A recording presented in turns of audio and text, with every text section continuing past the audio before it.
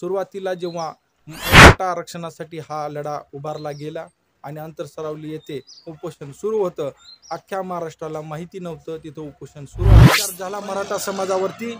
आणि त्या लाठीचार्ज नंतर सर्वात मोठा जर प्रश्न उभा राहिला तर कुणाच्या आदेशाने हा लाठीचार्ज झाला।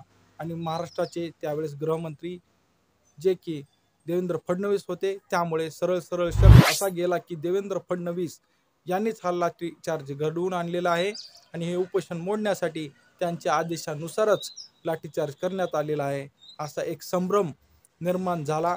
त्यानंतर कोणीही तो संभ्रम दूर केला नाही की बाबा हा लाठीचार्ज नेमकं कोणत्या आदेशावरून झाला होता, खरंच देवेंद्र फडणवीसांनी आदेश दिला होता का नाही दिला होता, ह्याच्यावर पण SIT चौकशी जर बसली असती तर समोर आला असता तो विषय आणि कळाला असतं महाराष्ट्राला। पण तो विषय मागे पडला आणि लोकांच्या मनामध्ये संभ्रम निर्माण झाला की बाबा खरंच देवेंद्र फडणवीस यांच्या सांगण्यावरून लाठीचार्ज झाला होता। कारण नंबर 2 आहे, देवेंद्र फडणवीस हे भारतीय जनता पार्टीचे असल्यामुळे। कारण देशात आणि राज्यात दोन्ही ठिकाणी केंद्रात BJPची सत्ता, महाराष्ट्रामध्ये BJPची सत्ता। महाराष्ट्राच्या राजकारणात सर्वात मोठा पक्ष हा भारतीय जनता पार्टी आहे। त्याच्यामध्ये 105 आमदार त्यांचे स्वतःचे आहेत आणि बाकी शिंदे आणि अजित पवार हे सोबत आलेले आहेत। त्यामुळे सर्वात मोठ्या पक्षावर जर टीका केली तर कदाचित सरकारवर दबाव निर्माण होऊ शकतो आणि हा दबाव मराठा आरक्षण मिळवण्यासाठी फायदेशीर ठरेल, म्हणून देवेंद्र फडणवीस यांना वारंवार टार्गेट केलं जाते, असं एक भावना सर्वसामान्य माणसामध्ये आहे। मनोज जरांगे पाटील हे वारंवार देवेंद्र फडणवीसांना टार्गेट करत आहेत, कारण की भारतीय जनता पार्टीचं वर्चस्व या राजकीय सरकारमध्ये आहे, त्यांचे सर्वात जास्त आमदार आहेत, त्यांच्यावर दबाव आणलं तर कुठेतरी मराठा आरक्षण मिळू शकतं। केंद्रात पण मोदीची सत्ता आहे, त्यामुळे काहीतरी मोदींना निवडून देण्यासाठी भारतीय जनता पार्टीवर दबाव निर्माण करता येईल आणि या लोकसभेच्या निवडणुकीसाठी भारतीय जनता पार्टीसाठी महाराष्ट्र हा इतका महत्त्वाचा आहे। इथं 48 सीट आहेत लोकसभेच्या, ज्या की देशात सर्वात जास्त आहेत। 2 नंबरला सर्वात जास्त उत्तर प्रदेशमध्ये आहेत, त्यानंतर महाराष्ट्राचा नंबर लागतो। त्यामुळे भारतीय जनता पार्टीवर दबाव निर्माण करून मोदींच्या आणि देवेंद्र फडणवीसांच्या विरोधात जर बोललं, भारतीय जनता पार्टीच्या विरोधात बोललं तर कुठंतरी जनमत बदलेल आणि सरकारवर पण दबाव निर्माण होईल। त्यामुळे सरकारवर दबाव निर्माण करण्यासाठी वारंवार देवेंद्र फडणवीस यांना टार्गेट केलं जाते।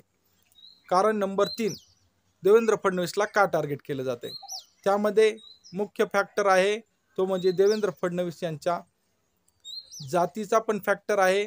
कुठेतरी अजित पवार आणि मुख्यमंत्री एकनाथ शिंदे हे मराठा समाजाचे येतात, त्यामुळे शक्यता आहे की जर एकनाथ शिंदे आणि अजित पवार यांना टार्गेट केलं तर कुठेतरी मराठा समाज पण थोडाफार विभागला जाईल, त्यामुळे कदाचित देवेंद्र फडणवीस यांना टार्गेट केलं जातं। त्यासोबत दुसरा त्याचा पैलू जर सांगायचा झाला तर देवेंद्र फडणवीस यांना टार्गेट करण्यामागे प्रमुख कारण मराठा समाजाच्या लेकरांवर जे केसेस दाखल झाल्या रस्ता रोकोच्या, त्यामुळे कुठेतरी देवेंद्र फडणवीस हे पोलिसांचा वापर करून मराठा निर्माण करत आहेत आणि हे आंदोलन हाणून पाडण्याचा प्रयत्न करत आहेत, असा एक मेसेज सामान्य जनतेमध्ये गेलेला आहे। त्यामुळे देवेंद्र फडणवीस यांच्या विरुद्ध रोष हा कुठेतरी निर्माण झालेला आहे मनोज जरांगे पाटील यांच्या मनामध्ये। एवढ्या मराठा समाजाच्या लेकरांवर केसेस दाखल झालेले आहेत, जागोजागी जे रास्ता रोको आंदोलन झाले त्यामध्ये भरपूर लेकरांवर केसेस दाखल झालेले आहेत। शांततेच्या मार्गाने आंदोलन करून पण त्यांच्यावर केसेस दाखल झाल्या, त्यामुळे देवेंद्र फडणवीसावर रोष हा मुख्यतः मनोज जरांगे पाटील यांचा आहे। मनोज जरांगे पाटील हे वारंवार देवेंद्र फडणवीसांना टार्गेट करून म्हणत आहेत येणाऱ्या लोकसभेत तुमचा एकही खासदार निवडून येऊ देणार नाही आणि या सामान्य मराठ्यांनी तुम्हाला डोक्यावर घेऊन नाचलं, तुमचे 105 आमदार निवडून आणून दिले, पण तुम्ही मराठा समाजासाठी काही केलेलं नाही।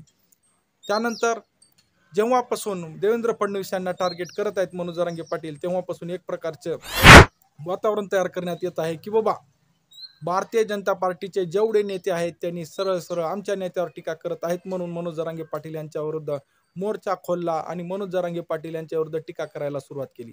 त्यामुळे पण कदाचित मनोज जरांगे पाटील यांच्या मनामध्ये तो रोष आहे की बाबा भारतीय जनता पार्टीच्या देवेंद्र फडणवीसांना जर मी काही बोललो तर एवढे सर्वजण माझ्यावर तुटून पडतात, त्यामुळे समाजासाठी मनोज जरांगे पाटील हे देवेंद्र फडणवीस यांना टार्गेट करत आहेत, ज्यामुळे की सरकारवर दबाव निर्माण होईल आणि मराठा आरक्षणाचा निकाल मार्गी निघेल अशी अपेक्षा आहे. तर हेच सर्व कारणे होती मित्रांनो. त्यानंतर अजून एक दोन ॲडिशनल कारणं सांगायची झाल्यास, कोणीतरी मनोज जरांगे पाटील यांना सांगितलेलं आहे कदाचित की बाबा एकनाथ शिंदे हे मराठा आरक्षण द्यायला तयार होते, पण याला देवेंद्र फडणवीस यांचा विरोध होता. ओबीसी मधून मराठा आरक्षण देणार नाही, कारण की वारंवार देवेंद्र फडणवीस यांनी म्हटलेलं आहे की भाजपाचा DNA हा भटक्या विमुक्त जातीचा आहे, ओबीसीचा DNA आहे, त्यामुळे कदाचित ते मराठा आरक्षणाच्या विरोधात आहेत अशी एक प्रतिमा मराठा समाजामध्ये देवेंद्र फडणवीसची निर्माण झालेली आहे. त्यामुळे देवेंद्र फडणवीस वर्सेस मनोज जरांगे पाटील हा सामना रंगलेला आहे. येणाऱ्या काळात खरंच देवेंद्र फडणवीस यांना मराठा समाजाचा फटका बसेल का, यातून देवेंद्र फडणवीस कसं बाहेर निघतील हा येणारा काळ ठरवेल. तुम्ही कमेंट करून सांगा मित्रांनो की खरंच भारतीय जनता पार्टीचा एकही खासदार महाराष्ट्रामध्ये निवडून येणार नाही का. व्हिडिओ आवडला असेल तर सबस्क्राईब करा चॅनलला. यूट्यूबवरती बघत असाल तर, फेसबुकवरती बघत असाल तर फॉलो करा. धन्यवाद.